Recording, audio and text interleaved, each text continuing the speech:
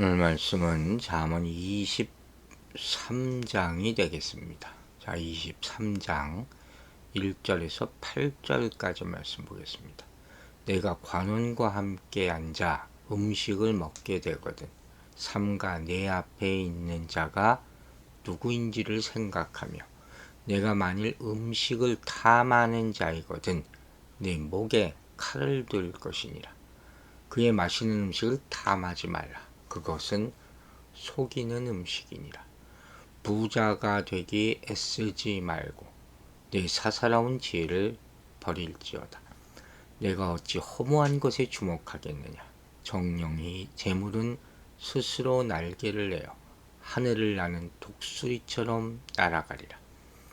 악한 눈이 있는 자의 음식을 먹지 말며 그의 맛있는 음식을 탐하지 말지어다.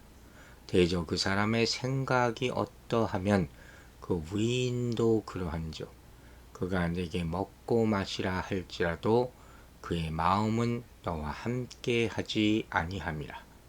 내가 조금 먹은 것도 토하겠고 네 아름다운 말도 헛된 대로 돌아가리라. 아멘. 음식과 말에 대한 그런 귀한 잠언이 나옵니다. 우리 일상 가운데 언제든지 일어날 수 있는 그런 모습이죠. 먼저 1절부터 3절까지는 통치자의 식탁이라는 특수한 상황을 배경으로 해서 그 앞에서 음식을 탐하지 말라고 경고하고 있죠.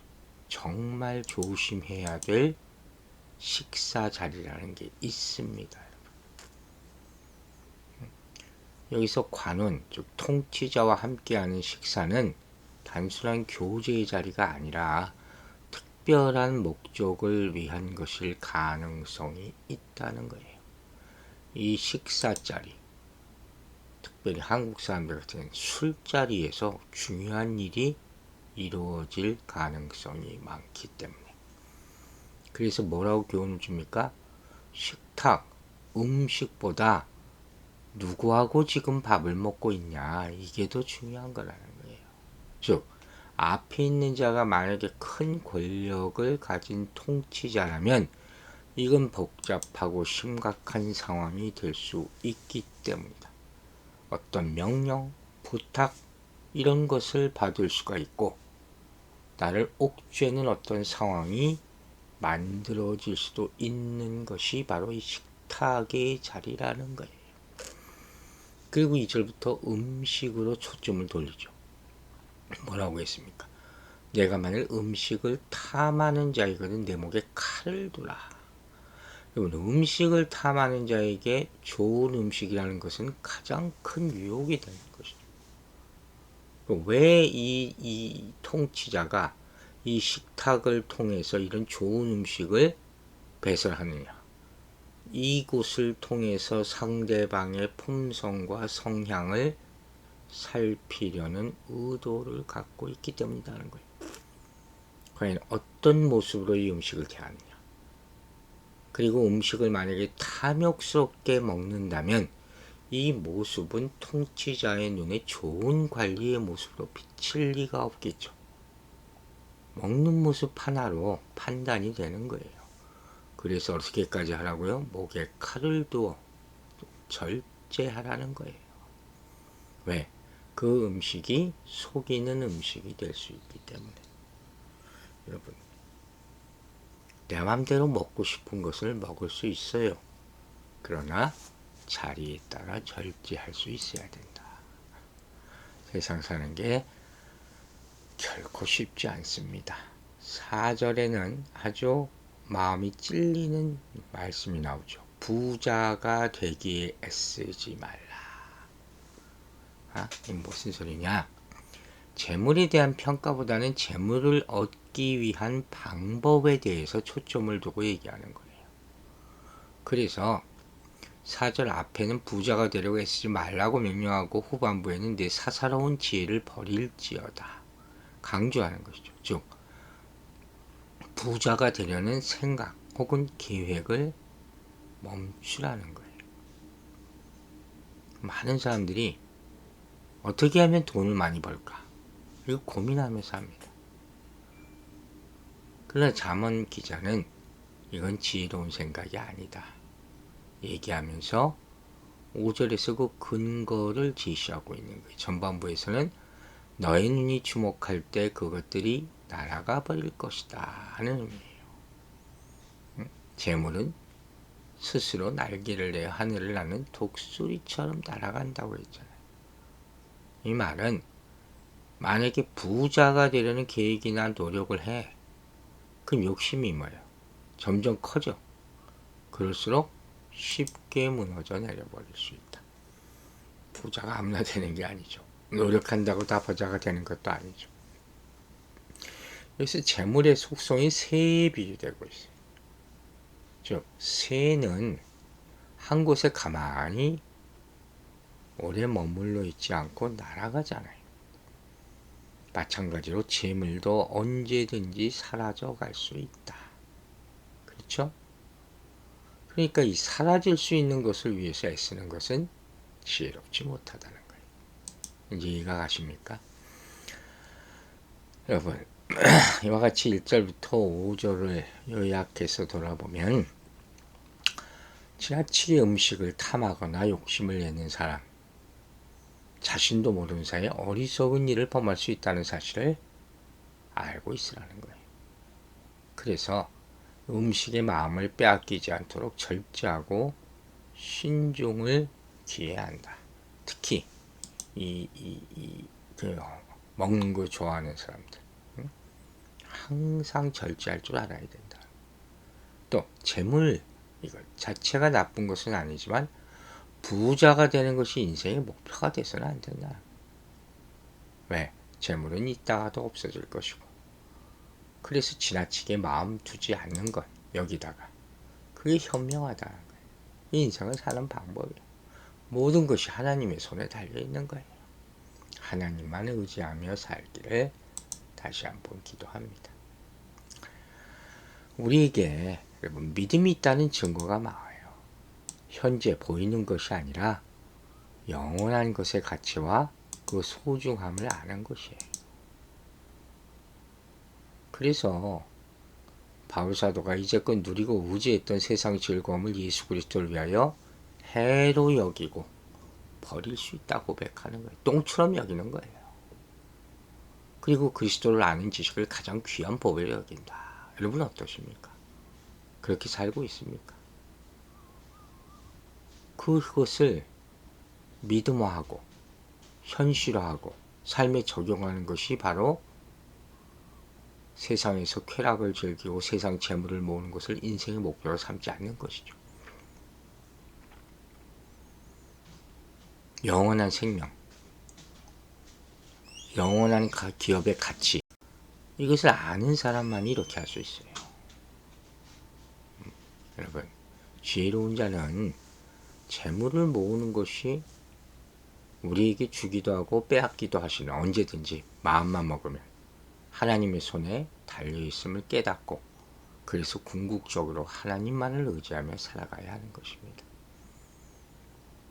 이건 아무나 얻는 지혜가 아니라 성령님이 영적인 눈을 열어주실 때 이 영원한 가치, 소중함 깨달을 수 있는 것이죠. 그리고 우리가 이런 무엇의 가치를 부여하며 사는지에 따라 삶의 방향과 목표가 자연적으로 결정이 되겠죠. 즉 육신의 만족과 이 땅에서의 즐거움만을 추구하며 사는 것은 허망한 것이 될 것이다. 다 사라질 것이기 때문에 그리고 그 가운데 죄를 지을 수 있는 환경을 조성하는 것과 같다는 거예요. 그러므로 성도는 탐욕이나 쾌락의 지배를 받지 않고 무엇이든지 절제하며 살아야 한다. 여러분 절제하며 사십니까? 뭐 없는 사람은 절제할 것도 없겠는데 하겠지만 꼭 그렇지 않아요. 누구든지 어떤 것에 대한 욕망이 있습니다. 그걸 삼갈 줄 알아야 되는 거예요.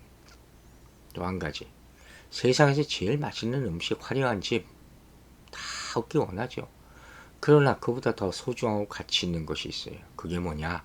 하나님이 주시는 영혼의 기쁨이에요. 주님과 동행하며 누리는 기쁨 이걸 항상 잃어버리지 않고 잃어버렸다면 회복할 수 있도록 오늘도 기도하시기 바랍니다. 6절부터 8절까지 또 음식에 대한 탐욕이 나오죠. 6절에서 강조하는 것은 뭡니까? 악한 눈이 있는 자, 음식을 먹지 말며 그의 맛있는 음식을 탐하지 말지어다. 5절에 언급된 눈이 다시 6절에 나타나면서 이 음식이 절대로 유익하지 않다는 것을 암시하고 있죠. 그래서 악한 눈은 뭐예요? 식탁을 통해서 상대방을 평가하려는 주인의 의도. 1절에 나오는 말과 일맥상통하는 것이죠. 그러니까 맛있는 음식이 미끼에 미끼, 뇌물. 상대방의 품성과 탐욕을 살펴보기 위해서 던져진 미끼란 말이에요. 그 덥석 물면 어떻게 된다는 거예요. 내 모습이 다 드러나게 되는 것이죠. 그리고 7절에서 대저 그 마음의 생각이 어떠하면 그 위인도 그러하다. 그가 내게 먹고 마시라 할지라도 그의 마음은 너와 함께 하지 아니함이라. 아주 재밌는 비유죠. 마음과 말이 서로 다른 이중적으로 묘사되고 있어요. 여러분, 말과 마음이 다를 수 있어요? 다를 수 있다는 거예요. 나에게 저 사람이 하는 말과 속마음은 틀릴 수가 있다는 거예요. 마음은 물론 생각을 만들어내는 근본적인 것이죠. 그러나 악한 눈을 가진 자가 어떤 다른 의도를 가지고 좋은 음식을 베풀고 많이 먹고 마시라고 권할 수도 있다는 거죠. 그의 속 의도는 뭐예요? 아까 말한 대로 음식을 통해서 상대방의 품속과 탐욕을 가려내기 위한 것이다. 적선을 하는 것도 아니고 베푸는 마음도 아니라는 거예요. 이렇게 의도된 식탁의 결과는 오로지 헛된 것뿐이다. 조금 먹은 것도 토하게 되고 식탁에서 나는 대화들도 다 허무하게 사라질 뿐이다. 먹으나 마나한, 가나 마나한, 만나나 마나한 그런 자리가 될 것이다. 그래서 결론적으로 우리는 세상에 살면서 남을 도구적으로 이렇게 이용하여 불이한 이득을 취하려는 악한 자들을 경계해야 된다는 말씀이에요. 그 사람들이 잔치를 베풀어 음식을 대접한다 해도 겉으로 드러나는 환대나 친절에 속아서는 안 될 것입니다.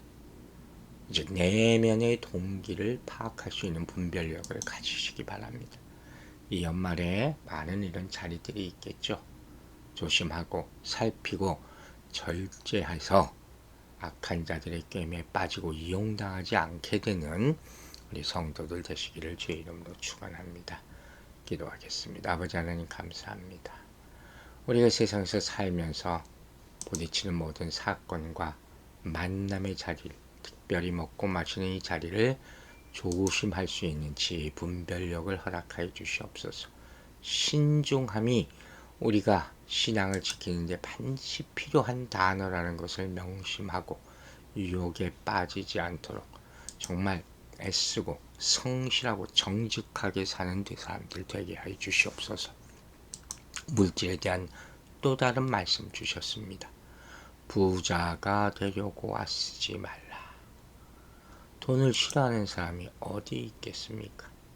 그러나 그것이 우리 인생의 최종 목표가 되지 않도록 하나님이 주신 것을 감사하고 족함을 알며 재물은 언제든지 사라질 수 있는 것임을, 그러므로 지나치게 마음을 두지 않는 지혜를 갖기를 원하오니 주여 우리에게 없어도 예수로 인하여 기쁠 수 있는 그 영원한 가치의 소중함을 아는 그런 사람이 되게 하여 주시옵소서. 무엇보다 화려한 집보다 하나님이 주시는 영혼의 기쁨을 누리게 하여 주시고 우리 마음을 잘 갈고 닦고 겸손하게 해요.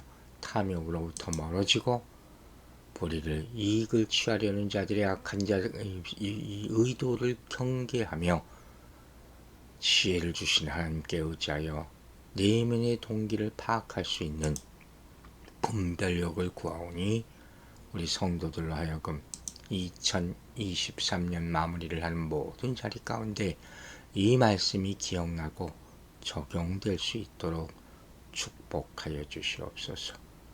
주의 말씀이 모든 우리 성도들을 인도하여 주실 줄로 믿사오며 예수 그리스도의 이름으로 기도했습니다. 아멘.